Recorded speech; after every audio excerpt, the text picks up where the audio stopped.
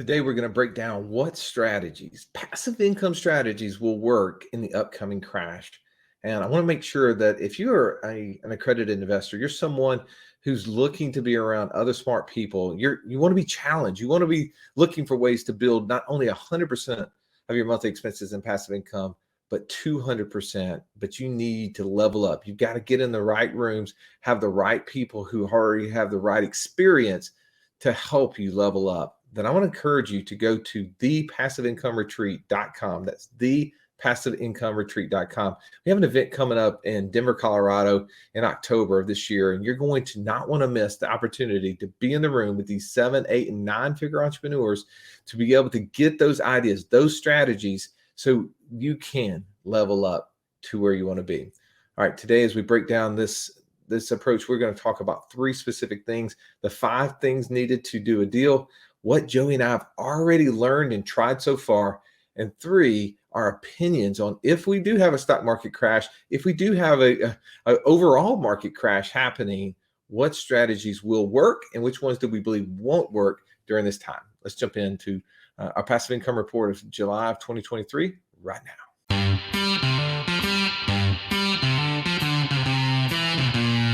Welcome to the Wealth Without Wall Street podcast, your guide to understanding how to get out of the Wall Street rat race and start your own mailbox money lifestyle.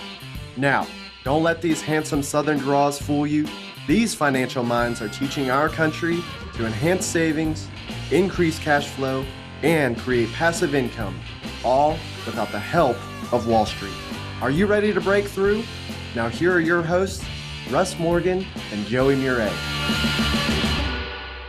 All right, today we're going to be breaking down the things that are working currently in today's market, the things that aren't working in today's market. But really what I want to focus on today, Stallion, is more to talk about what will work or will not work as we enter this upcoming crash, because I have a feeling that we have a crash coming, and I'm the ultimate optimist. So I'm not bringing the bad news blues here, man. I'm not trying to be negative Nancy. I'm just telling you, like when you start looking into the Asian markets, you start to see that they're down 10, 20, 25, 30%. We're getting, friends in the real estate world, they are down. They've more real estate people, professionals are leaving the market than entering right now, right? We're seeing house prices. Every Zillow I'm following is dropping.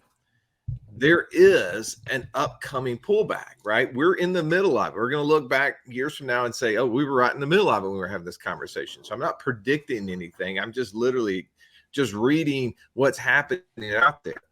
And I want to bring this up because this isn't intended to scare you. You're listening to this for reasons, right? You're listening to learn. Those who are informed can make decisions that will ultimately take advantage of all the opportunities. But you got to be prepared for opportunities. So, Joey, when we talk about the number one obstacle to becoming financially free is what? Access to cash. The obstacle is having access to cash? Not having access to cash. Excuse me. Got it. Yes, 100% not having access to cash. So this is so important, tribe. We hammer the fact that you have to have access to money. There's so many things that are pulling at your dollar. There's retirement accounts, those 401k plans, those IRAs that are just this siren song to put money in there, to keep giving them money for the next 10, 20, 30 years with the hope that all things will be fine and dandy 30 years from now. Don't worry about what happened in 2023, 2024. In 2068, you're fine, right? Like it all smoothed its way out. That's one of the big issues. Another big thing is that we're trying to pay off every debt we have. Well, I would say when in a market crash, we do want to eliminate unnecessary liabilities. I'm in the process. I've been telling Joey, like I've probably acquired too many personal liabilities, and I've been trying to figure out ways personally to back out of some of those things, to reduce some of those stupid expenses that exist. And the third way that we do is that we end up paying cash for everything, and we never count the cost of it.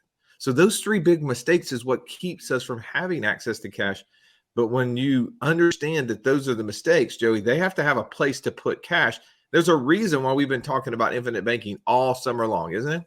That's right. Yeah, it solves all those things, right? It gives you the process to count the cost of paying cash. It gives you a real tangible way to quantify that, because as we've said before, the real cost of paying cash is the opportunity cost, and nobody ever sends you a bill for that. There literally is nothing that has been physically provided to you to show you how much that money actually costed you, because it was not growing on your behalf.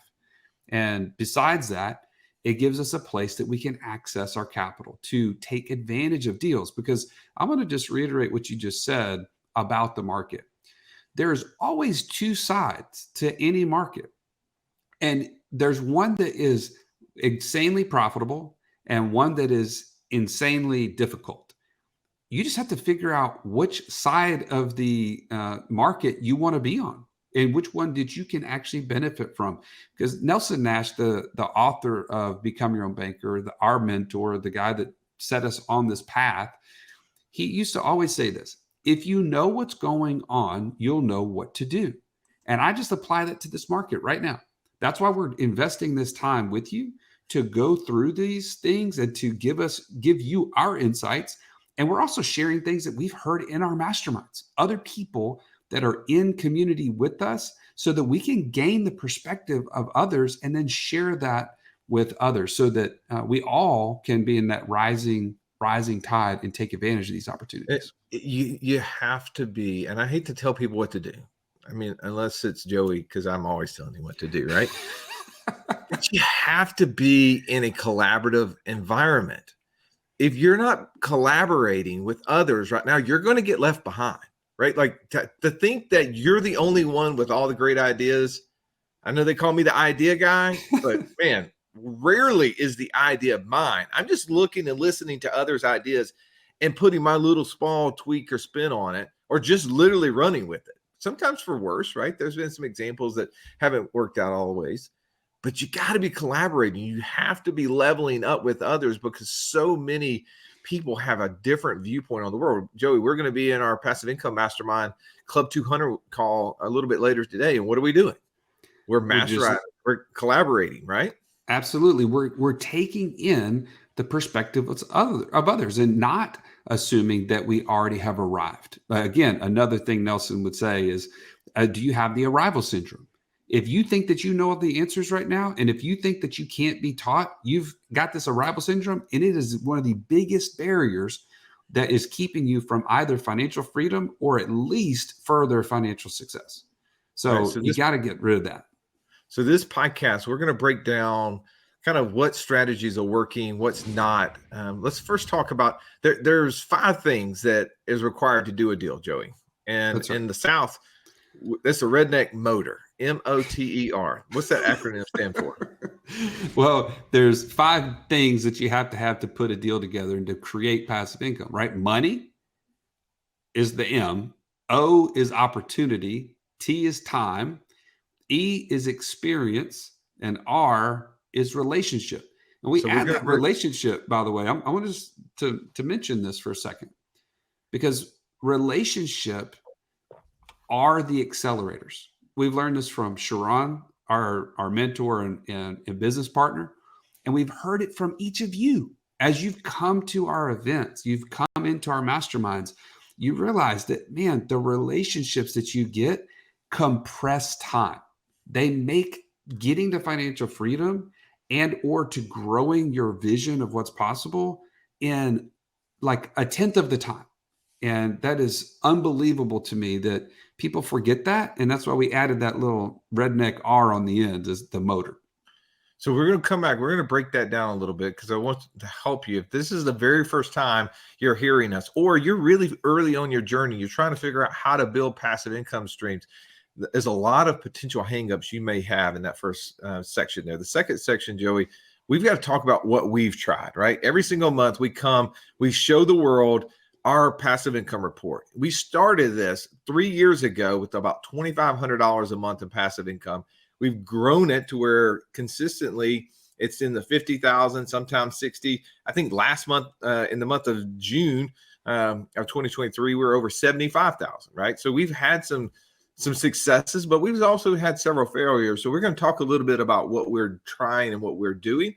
But thirdly, we want to talk about I really want to hear your opinion on this, Joey. I want to think about, man, if we truly are going into a market crash, if we are going into an environment of a pullback, like maybe what we saw in 2009 and 10, what do you believe in this market will be working? And what are the things that maybe we're currently doing that we need to get out of? Because that will be huge to understand. And this is definitely going to be very opinionated, but it's going to come from an experience of where we are and what we're looking at. You cool with that, Joe? Absolutely. Yeah, I think that'll be really helpful. All right. Number one, M.O.T.E.R. The M was for money. The biggest obstacle to becoming financially free. One more time, Joey. The lack of access to cash. Right. So many times you're sitting there and say, okay, in order to be able to put together a deal, to do a deal, I need money. And the answer is yes, you do need money.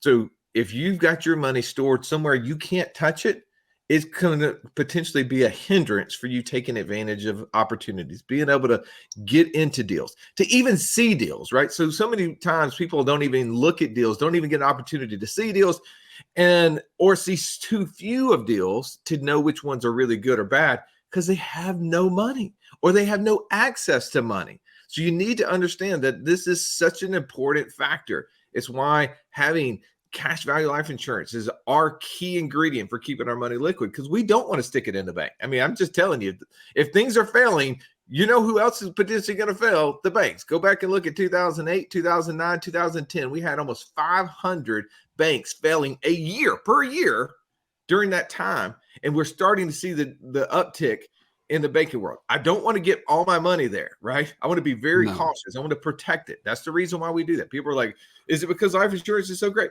It's not that because it's so great. It's because it's safe, right? These companies are hundreds of years old. There's a reason why we store money there. It's safe from taxes. It's safe from creditors. It's safe from the fractional banking system that exists. Right. I want to add to that. The biggest thing that I've heard from people in our community as to why they're not at the level that they need to be, there's two factors I want to talk about that pertain to money. They think money is literally the only thing that they have to have in order to do deals. And they forget the other four pieces of the puzzle. And two examples recently that I want to point out. Two people in our community, one in our mastermind, had a guy that he's like, man, I really love the people in the mastermind, but I think I'm going to have to get out. And I was like, what are you talking about? That makes no sense. He's like, I just feel like they have more money than me. And so they hear of a deal, they could take advantage of it, but I don't have access to as much money. He's more of an entrepreneur. He's more of like building businesses from scratch. And that's kind of been his MO this whole time. And I said, but do you think that the best investors in the world always use their own money to do deals? It was just a simple question. And he was just pause right there. Replay what Joey just said. Do you believe that the best investors in the world always use their money to do deals? Keep going. Sorry. The answer is emphatically no, because everybody has a cap on their own money, but there's something unique whenever you put yourself in a position to learn all of these different passive income streams. You're getting on these calls, you're investing in yourself. All of a sudden, you start to see the world around you, and there's a lot of people in your world that don't have access to those deals. They don't have access to the experience that you have. They don't have access to the experts that you're learning from. And if you don't take that and offer the opportunity for those people to join you in investing, number one, you're limiting yourself. And number two, you're actually in some ways being really selfish because you've got this knowledge that so few people have. And whenever I put it to him like that, it was like a light bulb went off for him, because he's naturally a person that wants to give back. He's naturally a person that wants to invest in other people. In fact, many of the businesses he started, he's put operators in that he loves and wants to support. And they've been successful as a result of them working together. But man, when I put it in a light like that, he was like, wow, Joe. He's like, you're right. I need to be thinking much, much bigger, that the money that I need to do deals is not necessarily always mine. It's all the people around me. So I'm gonna take the T and the E and put them together for an example, just to reiterate what you just said there. So the M in this redneck motor was money, right? That's right. The O is having opportunity, right? Opportunities. You might be the one who is in a job who's able to see the opportunities, right? We have Rick Rao that was on our podcast recently. He spoke at an event that we were doing where he was saying how he had opportunities coming at him, but he didn't know how to take advantage of them because he didn't have the money. But all of a sudden, he started to use two things that he did have: time and experience. Yep. Right?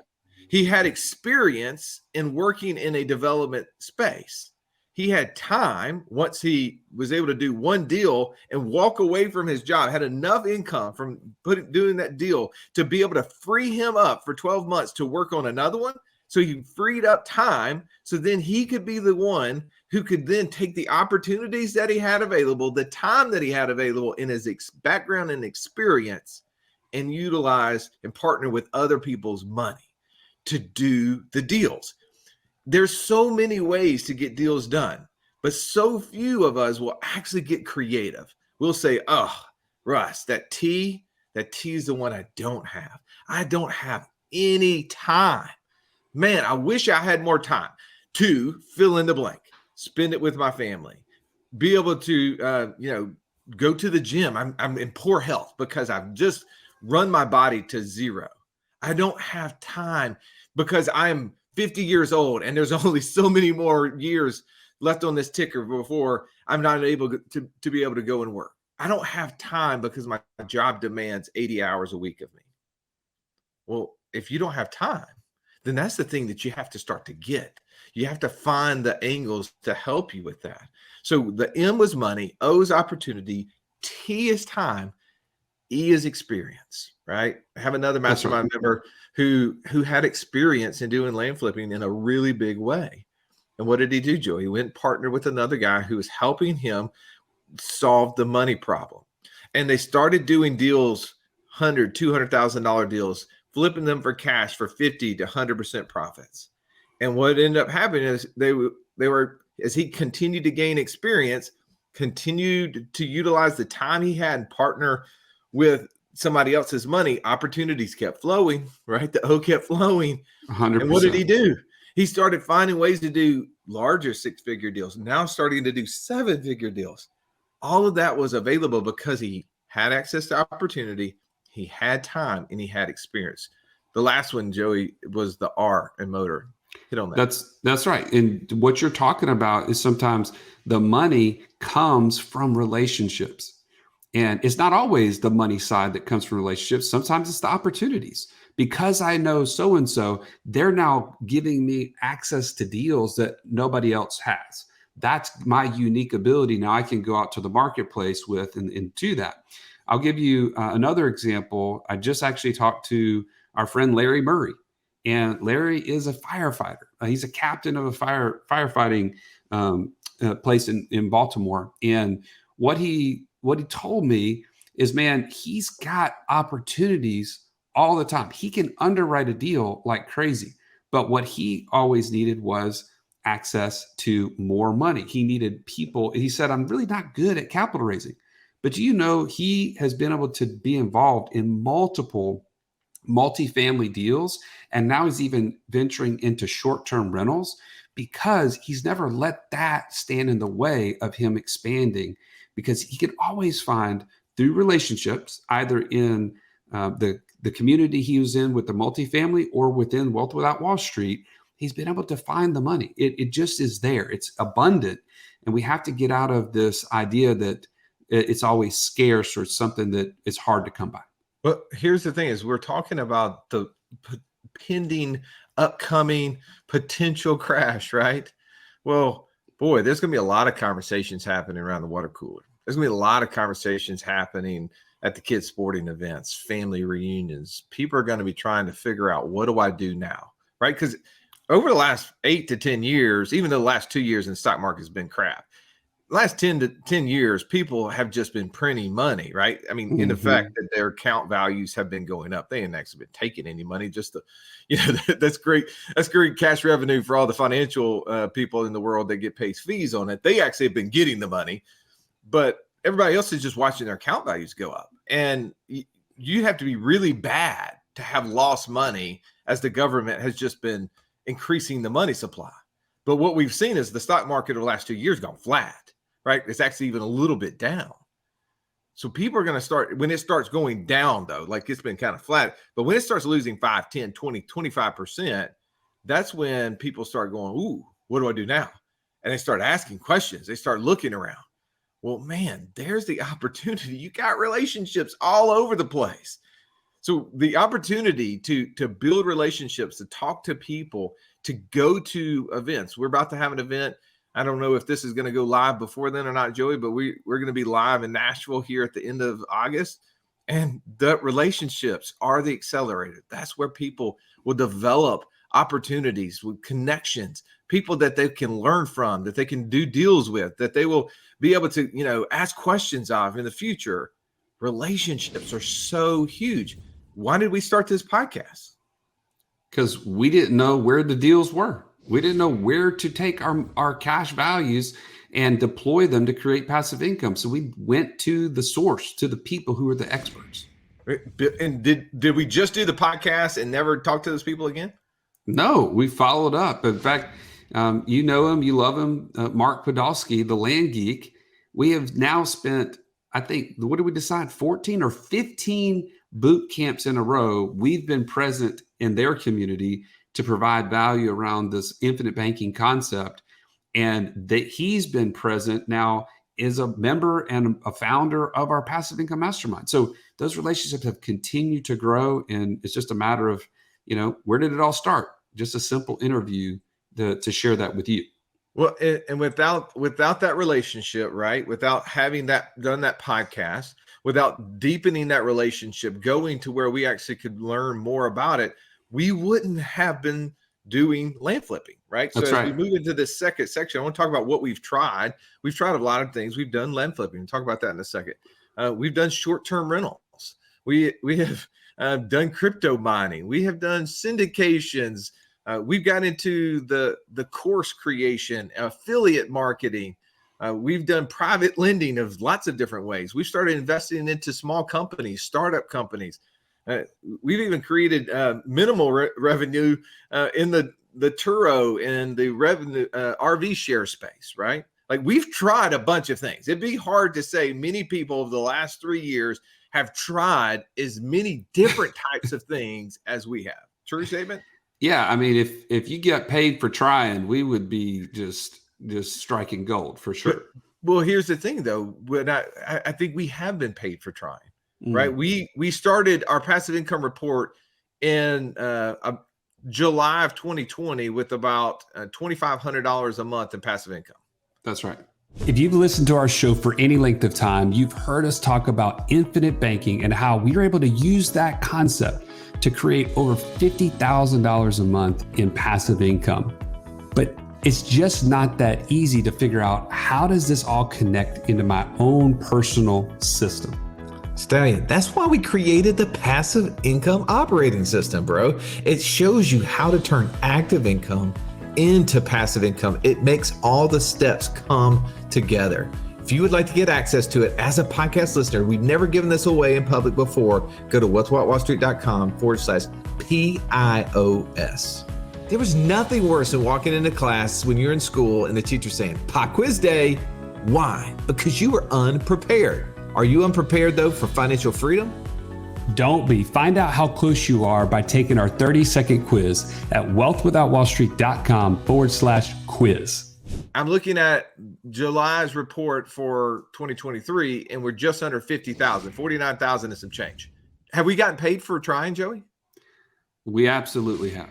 Yeah. So what happens is the old saying is what you track grows, but what you track and report on grows exponentially. So we started trying things, and there's been some things that we tried and quit, right? Like we're like, let's get out of that. Quitting's not bad. Getting out of bad things is a good idea, right? Like don't keep doing bad things. But the land flipping thing has become a really beneficial thing to us. We've actually seen our net passive income almost achieve $20,000 a month. And that's a reoccurring passive income stream that comes every single month. We also were trying the short-term rental space. What did we learn there? We learned that it's a wonderful thing to have an operator who runs everything for you, because you and I could never do that. And secondly, that there was a point where we decided that, man, this business really needs more of us and our money to grow to the next level. And we decided it was probably better to let the person who's more motivated to do it to actually take the reins. And we were able to sell that business to our operator a couple months ago.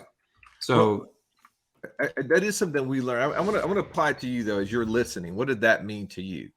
One, if you have time and you want to find something to get involved in, the short-term rental space is something that you can utilize some of your time, trade some of your time, and create revenue.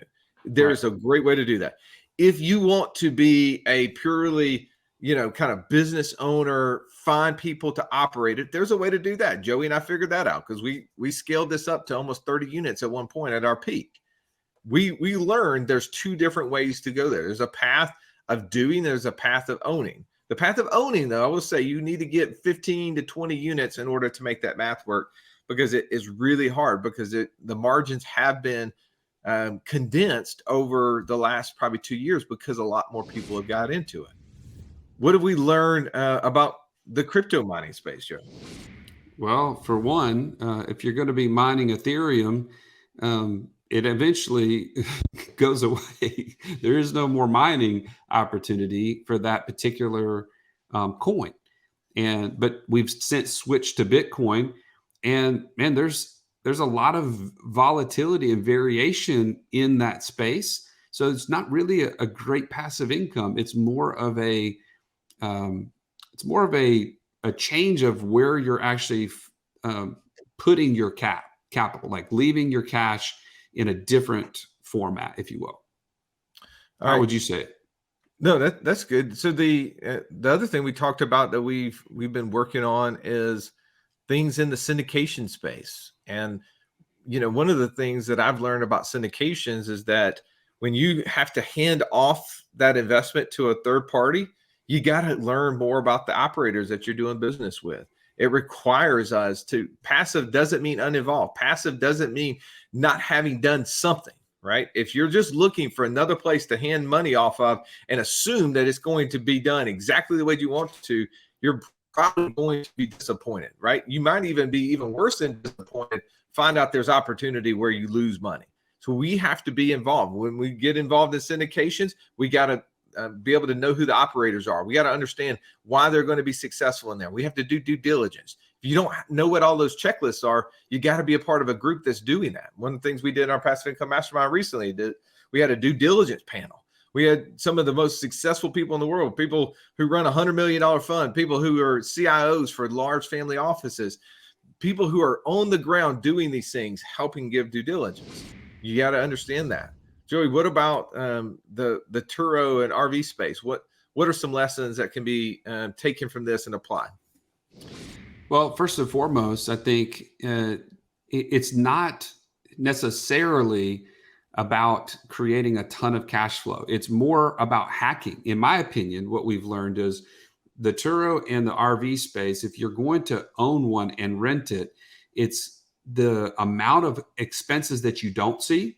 Like, for instance, the wear and tear, like the depreciation and the maintenance and all those things that you don't necessarily see as clearly on the front end are actually really big killers on cash flow. And so if you go into it with the prospect that this is going to make me tons and tons of money, I think you're going to be disappointed. And what's a realistic expectation on a monthly basis per vehicle? Do you think somebody should say, if I'm going to do this, I'm going to count in all the money, how much money per month should that person anticipate making? I want to say it's probably $200 or less per month. I would agree with that. What would you say?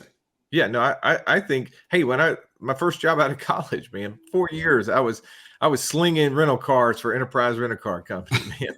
I lived in 3 different states, like 5 different cities. Boy, I was all over the place learning this business. And a great month was if we average $150 a car on the operating side. I think that is a realistic expectation. But to your point, you were accounting for all those things on paper that most people don't consider, like the depreciation and all those things. Am I correct? Yeah, 100%. But I want to challenge something you said there. One, because I'm learning from my end. I've learned that you cannot car hack on Turo. That doesn't exist. I think it used to, but the way the commercial insurance world has changed, unless you have 5 cars or more, you can't do basically private rental to yourself. Right. So now you can't car hack. So that's what we were going to do. That was our thought process. Oh, we'll get a couple cars and then we'll do some car hacking for our teens. How about for you, man? Like with the RV, like, can you, like, if you rent it or do you have to rent it to yourself? Like, how can you drive it and it actually be covered? So the operator that I work with has fleet insurance that I can pay the just daily amount of what that is whenever I take the RV out for myself. So when we travel in October for our family trip, we're going to just pay the daily amount of the fleet insurance, and that will cover us. But the good news is that I don't pay private insurance on the vehicle during the rest of the year because it is covered under that fleet insurance. So I was able to save about $70 to $80 a month on that particular what I was paying previously, so that when I use it, I only pay as I use. Well, so the lesson I've learned in the Turo, I see it as a scale thing, right? If you're looking just to learn and get experience running a business, you've never done something, man, great, right? Like you can do it. If you keep it small enough, you're going to learn profit and loss. You're going to learn marketing. You're going to learn customer service. Like it's a great little learner business. That's the reason I wanted to do it for my daughters. If you think this is going to be your pathway out of the rat race, I just don't see it unless you can scale it to 20, 30, 40 cars, because it's going to take a decent amount. And in order to do that, you're going to have that business owner mindset. You're going to have the skill set to be able to manage people, manage assets. There's just a lot that goes into that. So just be careful as you go into that. I just want not to set you up for failure, but to set you up for success. The private lending business, Joey, being in we've done 2 different deals where we've lent to both a private note fund, but also most recently being an investor in a platform that you and I love, TriVest, right? Like that's where right. we were actually getting excited to be in that business and helping this business grow and doing some private lending just to the company itself. Yeah. I mean, at the end of the day, if you're not familiar with TriVest, I want to encourage you to go check it out. In fact, I think we have a link here. If you go to trivest.com/partners/WWS. I mean, that's a mouthful, but hopefully you're watching this on YouTube and you can see it on the screen.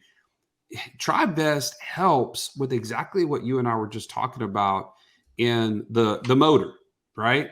Let's say you have the opportunity, you have the time, you have the experience, but you need the money. And there's people around you that want to be involved, and they need access to those type of opportunities because their money's just sitting on the sideline. It's actually getting eaten by the termites in their wallet, which we call inflation. And you can go on TriVest and start a tribe to invest in those opportunities that you found. You can invite friends and family to invest with you.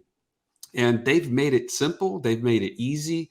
And that's why you and I are passionate about both having Travis Smith, their CEO, at our events to share this good news with people, but also that we want to back it. We want to encourage people to use his platform because it solves a major problem, and they do it better than anybody else that we've ever seen. So that's what's motivating me to be a part of this, and encourage you to check it out.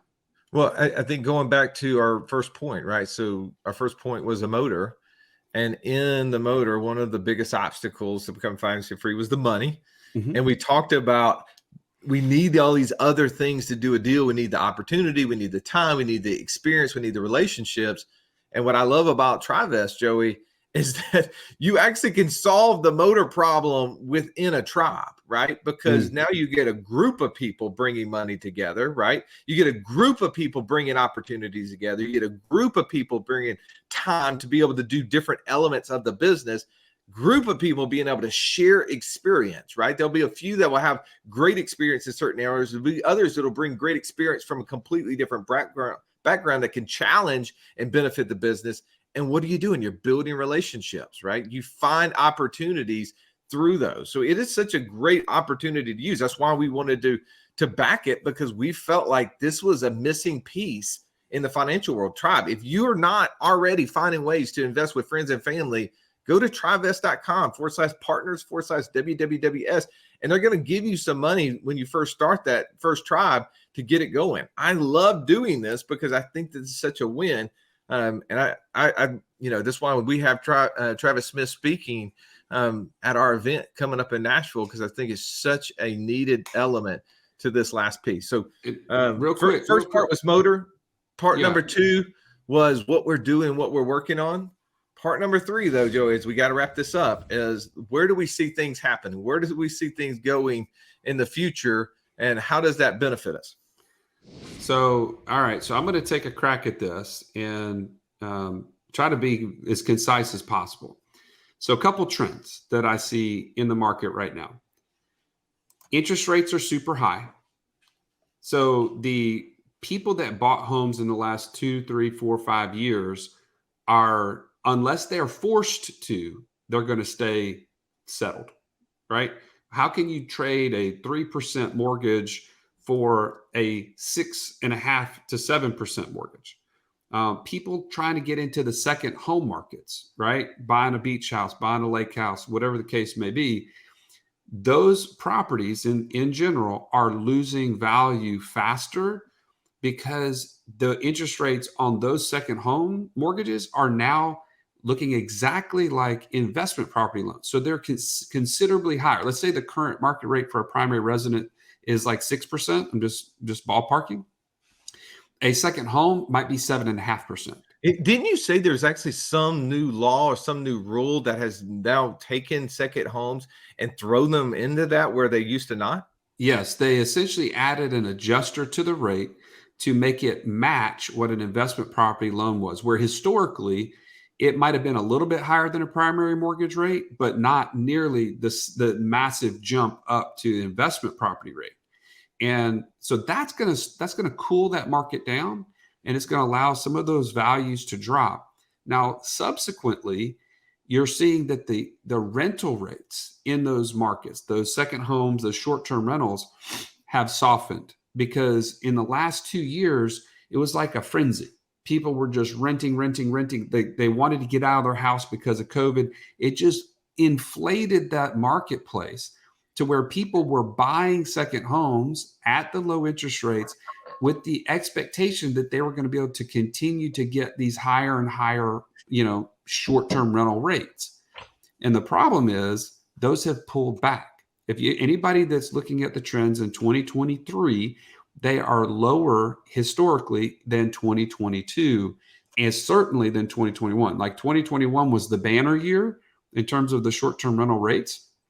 And so some people are going to get caught like, I can't afford this like I thought I would, because they were doing it off of projections. So those are a couple things. Another thing that I just recently saw is that some of the biggest mortgage lenders are getting out of lending mortgages. Wells Fargo, for instance, my alma mater, if you will, who I used to work for, they are getting out of the mortgage space. Now, what happens, Russ, whenever people... Pause right there. That's you're talking, and oftentimes we just miss this.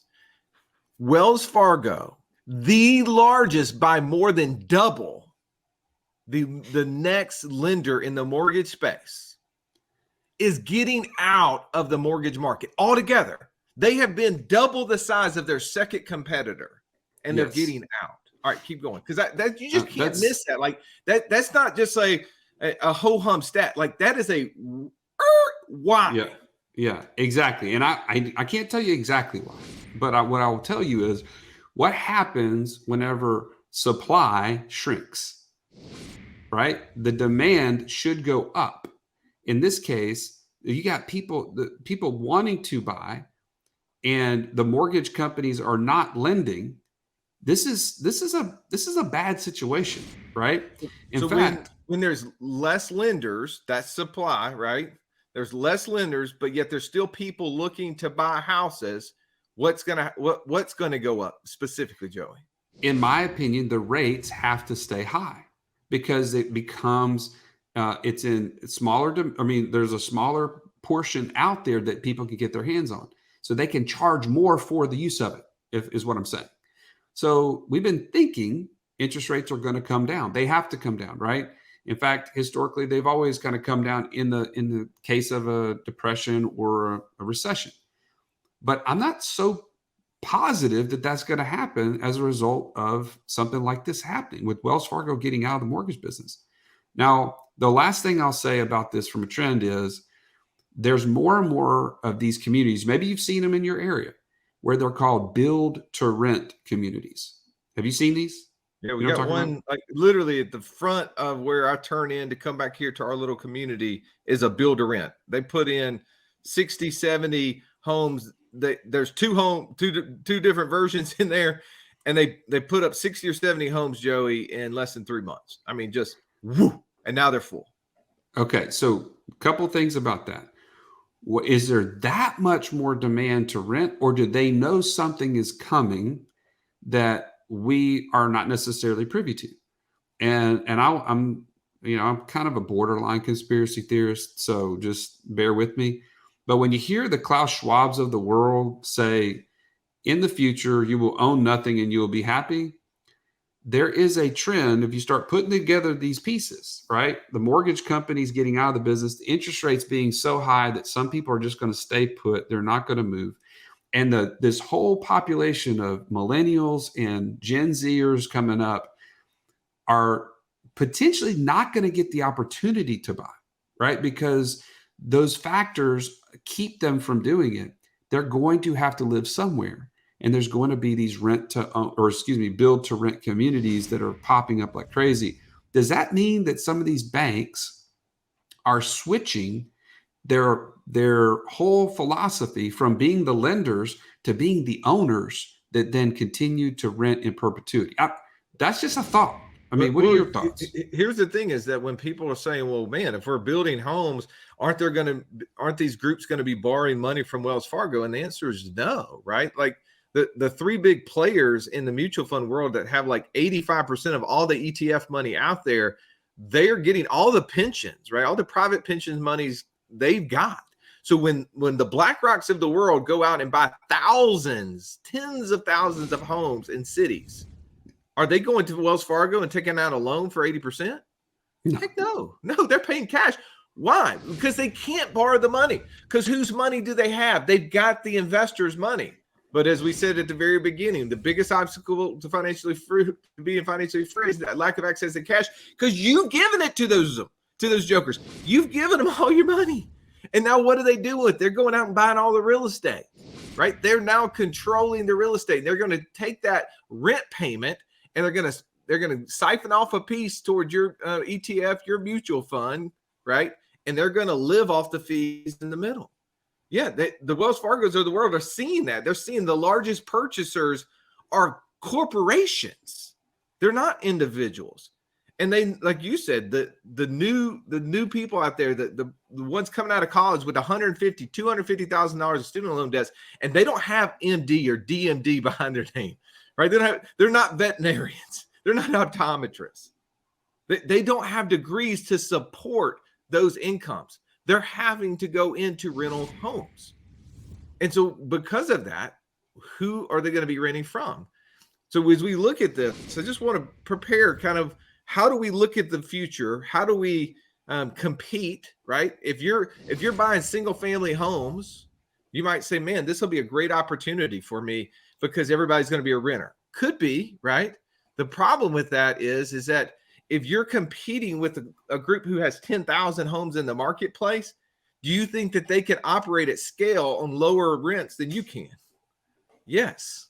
So you might be competing. It's like having a 1-bedroom unit and trying to rent it right next to the Hilton or the Hampton Inn, right? Or the Marriott, right? You just don't have that level of scale that they have. So it might be hard. So you need to be able to understand, what market are you in? Can you compete with them in that environment?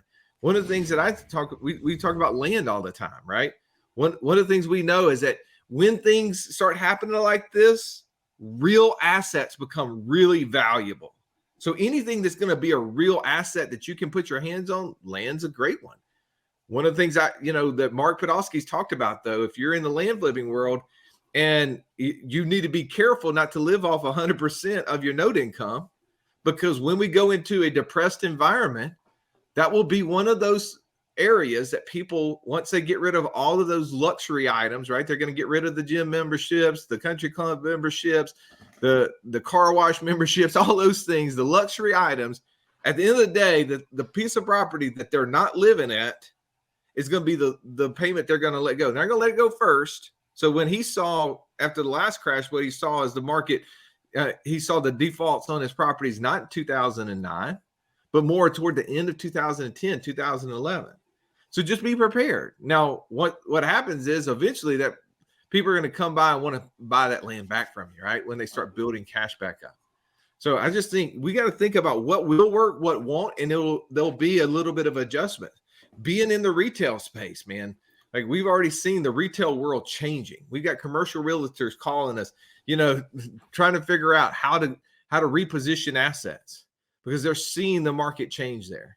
I think there's opportunity, Joey, for the shared workspace. I think you're going to find opportunities where shared workspaces are going to be more prevalent because people are going to have to get out of those buildings that they were in. They were paying $5,000, $10,000, $20,000 a month for. And now they're having to cut back. They're going to say, man, I don't think I can do it from home like Russ and Joey do. Right? That just doesn't work for me. But they're not going to go back and own a piece of property or carry the rent of a 2,000 square foot building. They're just going to go in a shared workspace. I think that there's opportunity for people in that world. Obviously, we're continuing with the baby boomers retiring at 10,000 a month right now. Is going to continue to grow over the next 5 to 10 years. I think anything we can find to be in that world, whether it's the assisted living. We had that interview we did with tell me his name, Bongiovanni. Yeah, Chuck Bongiovanni. Yeah, when he was talking about the residential kind of assisted nursing home facilities, the medical care facilities inside residential homes. So maybe we're turning single family homes into 3, 5, 8 person units like that. I think there's going to be an opportunity in that world. We got to find ways to get in front of that because that's continuing to grow. So there's lots of little ideas that I think will work, will not work. The key is that you have to be in community. You have to be in collaboration in order to not get left behind. I'm going to add just a couple other things, just practically in light of what we've been talking about, that you should keep your eyes open for, that I know Russ and I are thinking about as well. If interest rates are going to be a deterrent to most people in the future, you need to be on the side of getting as much debt at the lowest interest rates as you can. Robert Kiyosaki says, I'm a billionaire in debt. And that's a smart thing for him to say because he's leveraged that debt to make all of the passive income that he has. So what does that mean for you?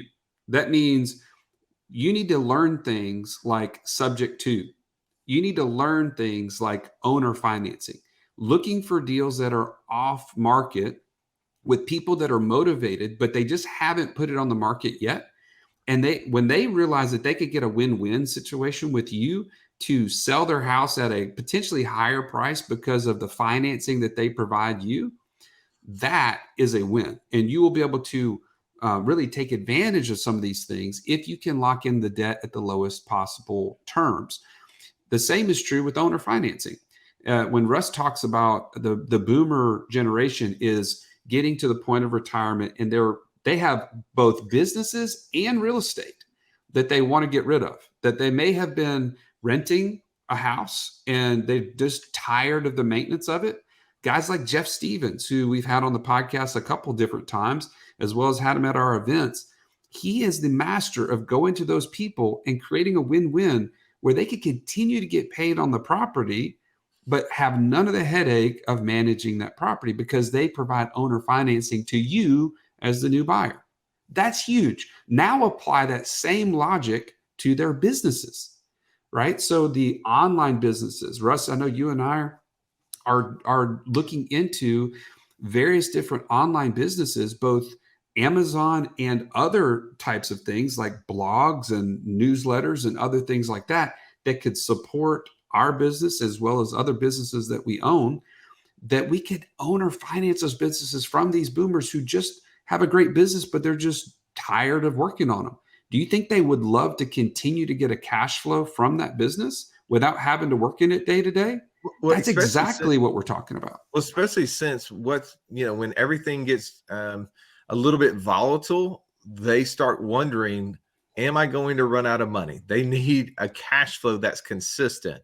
They don't need to worry, is their renter going to stop coming? So if you can come in and become that person who can provide consistency to them, just to the example, Joey and I bought a house last year under Subject 2 where we took over the mortgage of the existing homeowner at like 2.75%. Do you think we could find a mortgage on an investment property for 2.75%? No, not a chance. But you can when you're looking for opportunities, but you have to be educated. I know this went a little bit long. Hopefully this was something that helped you. So if you're trying to figure out what's working, what's not, keep coming back. Every single week, we're going to keep trying to bring education, experience, and give you hopefully a community that you can plug into. If you need to get on a call, you just need someone smart to talk to, go to whatsaboutwallstreet.com/free call. Jump on a call with one of our coaches. Explain your situation. They'll do a great job of listening to your situation, help triage and point you in the right direction so that you can get firmly on your path becoming financially free. Have an amazing day. This has been the Wealth Without Wall Street podcast. Don't forget to subscribe to the show to break free of the Wall Street mindset and begin building wealth on your own terms in places you understand so that your wealth will never run dry. See you next episode.